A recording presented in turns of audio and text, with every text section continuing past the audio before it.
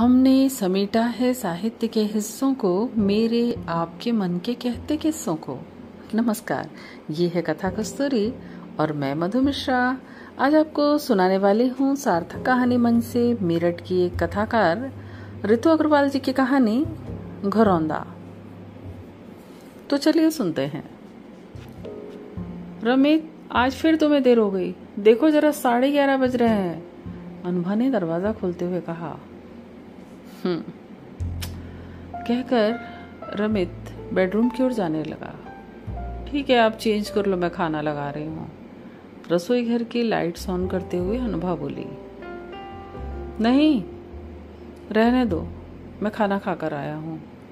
ये कहकर उसने बेटियों के शयन कक्ष का दरवाजा खोला और उन्हें सोता देख धीरे से दरवाजा बंद कर दिया।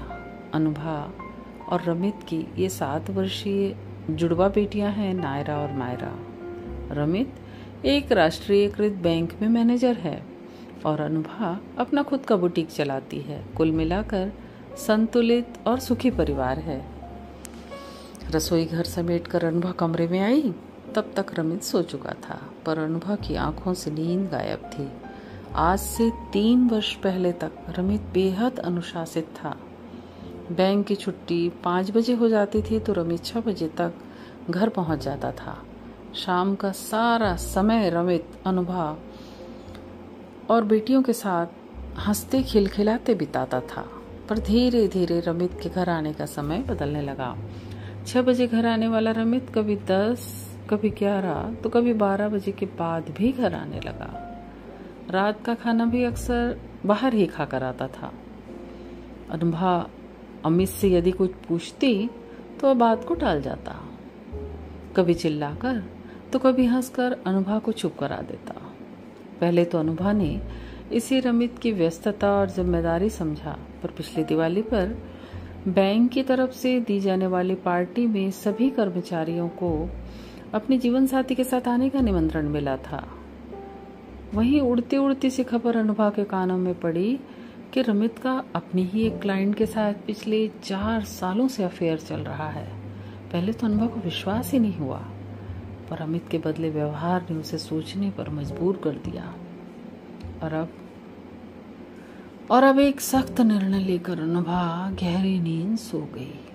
सुबह मायरा नायरा के स्कूल और रमित के दफ्तर जाने के बाद अनुभा रमित की उसी क्लाइंट के घर पहुंची। अपना परिचय देते हुए अनुभा ने अंदर आने की अनुमति मांगी। देखिए अनुभा जी, मैं नहीं चाहती कि यहाँ कोई बखेड़ा हो। आपको जो भी कहना आप रमित से कीजिए ना। स्वाति ने अनुभा को बिठाते हुए कहा। जी स्वाति जी, मैं रमित से भी बात करूंगी, पर पहले आपके विचार तो जान लूं। अनुभा ने स्वाति की आंखों में आंखें डालकर कहा। अनुभा जी, मैं और रमित आज से 5 वर्ष पहले एक आधिकारिक कार्य की वजह से एक दूसरे से मिले थे। लगातार होने वाली मुलाकातों के दौरान हम एक दूसरे के बहुत नजदीक आ गए। मुझे नहीं पता था कि रमित विवाहित है। समय बीतने के साथ हमें यह महसूस हुआ कि हम एक दूसरे के बिना नहीं रह पाएंगे। मैंने रमित पर शादी का दबाव बनाया, तब उन्होंने अपने विवाहित होने की बात मुझे बताई। अनुभा जी, मैं प्रेम में इतनी विवश हो गई थी कि मैंने रमित को उनके विवाहित होने के बाद भी सहर्ष अपना लिया। वह हमारा 3 साल का बेटा है प्रथम।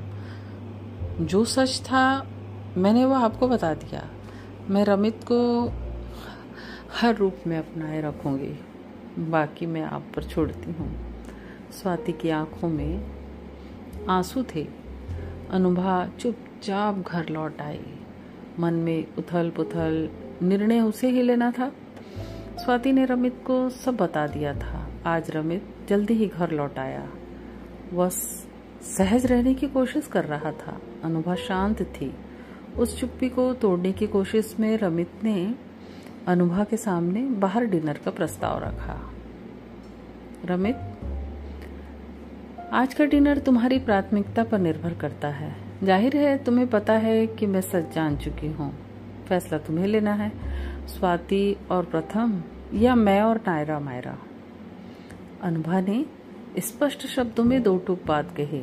अनुभा, तुम जानती हो कि मैं तुम्हें और अपनी बेटियों को नहीं छोड़ सकता और ना ही स्वाति और प्रथम के बिना रह सकता हूँ। मुझे अपनी जिंदगी में तुम दोनों चाहिए। रमित की जुबान लड़खड़ा रहे थे। तो फिर तय रहा, तुम अपनी जिंदगी में मुझे भी चाहते हो और स्वाति को भी। स्वाति भी तुम्हारे बिना नहीं रह सकती, पर रमित मैं तुम्हारे बिना रह सकती हूँ, क्योंकि मैं नहीं चाहती कि तुम्हारी कमजोरी के कारण दो घरौंदे तिनका तिनका बिखर जाएं। लोग मुझे बेचारी और स्वाति को दूसरी औरत कहें। मेरी बच्चियों को जीवन भर लोगों की हिकारत सहनी पड़ी और प्रथम को नाजायज औलाद का ताना। स्वाति की नजरों में मैंने तुम्हें खोने की बेबसी और डर देखा है, पर मैं इतनी कमजोर नहीं कि जिस घरौंदे को मैंने पल पल बुना मैं उसे यूं ही बिखर जाने दूं। रमित, तुम इस घर में केवल आज की रात ही रह सकते हो। कल तुम्हें यहाँ से हमेशा के लिए जाना होगा। तलाक के कागज तुम तक जल्दी ही पहुंच जाएंगे। और हाँ, तुम्हें अपने बच्चों से मिलने से मैं रोकूंगी नहीं, पर आज से मेरे घरौंदे की सुरक्षा की जिम्मेदारी सिर्फ मेरी है। कहकर अनुभा नायरा और मायरा के कमरे में चली गई। रमित किम कर्तव्य विमूढ़ सा खड़ा उन पलों को याद कर रहा था जब उसने स्वाति और अनुभा दोनों को धोखे में रखकर अपने ही घरौंदे की बुनियाद कमजोर कर दी थी। ये कहानी बस यहीं तक। अभी आप सुन रहे थे मुझसे यानी मधु मिश्रा से ऋतु अग्रवाल जी की कहानी घरौंदा। आपको ये कहानी कैसी लगी? आप अपनी प्रतिक्रिया हमें जरूर बताइए और कथा कस्तूरी चैनल को भी सब्सक्राइब भी कर लीजिए ताकि आपको और भी नई नई कहानियां सुनने को मिलती रहे। तो मैं फिर मिलती हूँ आपसे आपके लिए एक नई कहानी लेकर। नमस्कार।